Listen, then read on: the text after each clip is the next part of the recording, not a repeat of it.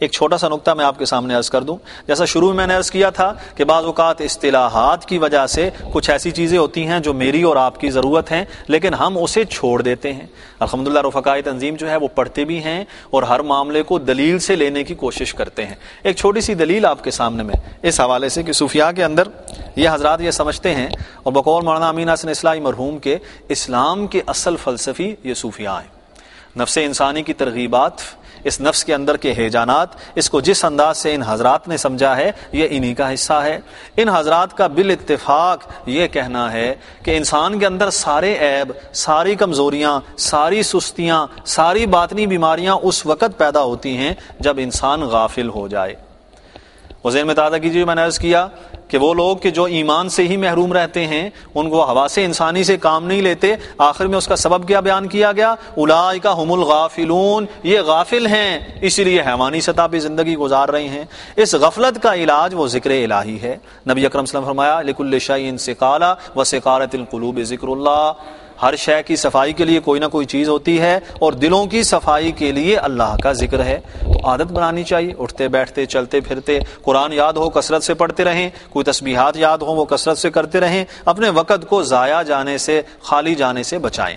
اور یہ جو جملہ ہے قد افلح من تزکا وذکر اسم ربہ فصلی، کامیاب ہو گئے وہ جنہوں نے اپنا تزکیہ کیا، وذکر اور یاد کیا، اسم ربہ اپنے رب کے نام کو.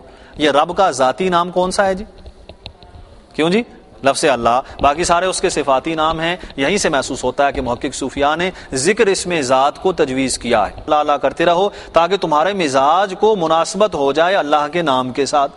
جب نام کے ساتھ مناسبت ہوگی تو پھر ہر شے تمہیں اس طرف کھینچے گی. جیسے بنیادی شے نماز ہے. اب نماز کا ذرا تھوڑا سا تجزیہ کر لیتے ہیں. اب نماز شروع کہاں سے ہو رہی ہے؟ اللہ اکبر، لفظ اللہ ہے تکبیر تحریمہ میں. احناف کے نزدیک جو دعا زیادہ فضیلت والی ہے اس کی ابتدا کیا ہے؟ سبحانک اللہم. اب شروع میں لفظ اللہ آ گیا.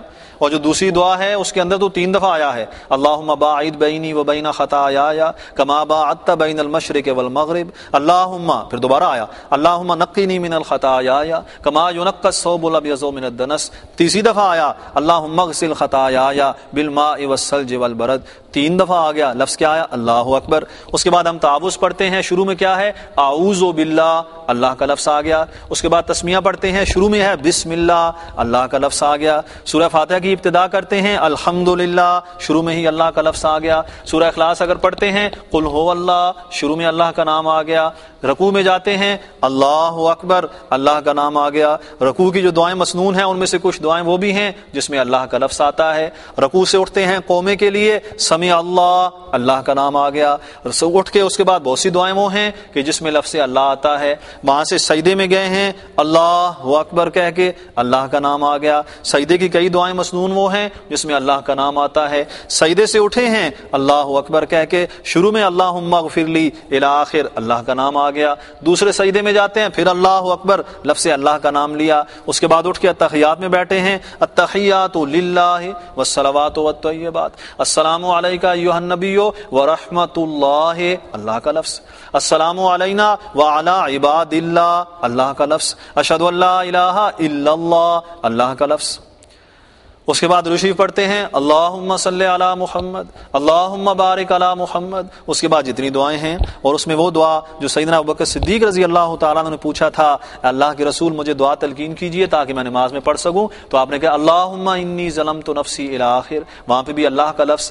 سلام پھیرتے ہیں السلام علیکم ورحمۃ اللہ، وہاں پہ بھی اللہ کا لفظ ہے. دعائے قنوت کے اندر دیکھ لیجئے، گن لیجئے. یہ صرف اشارہ کیا ہے ایک عبادت کے اندر اور ایک نماز کے اندر اتنی دفعہ یہ ذکر اس میں ذات